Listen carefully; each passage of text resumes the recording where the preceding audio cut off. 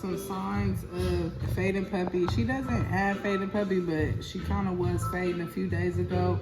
But some ways you can kind of tell, or even being dehydrated, you can see they're not eating. Their mouth, they'll be like white stuff around their mouth. It'll be like really dry. And then you can also check by pulling up the back of their neck. And if it goes down really slow, that means, you know, they're dehydrated and they need to get some milk, some type of electrolytes in them as soon as possible, or they, you know, could potentially die. And, you know, you definitely don't want that to happen. But you can give them, you know, the Karo syrup to bring them back. You can try that, but you definitely, you know, want to keep the puppy warm. Make sure the puppy's warm.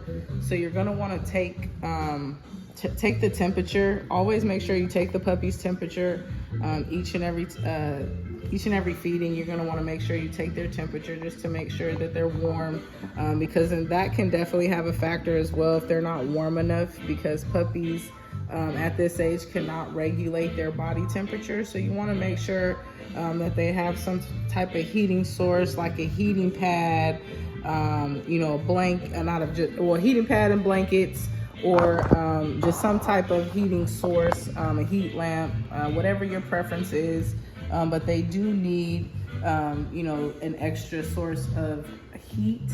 But you definitely want to take their temperature. If they're not at the temperature they should be, which is about 97 to 99, you definitely want to get them warm, get them warmed up, and then, you know, try a little bit of Pedialyte to, you know, kind of give some type of supplement so if they're not eating.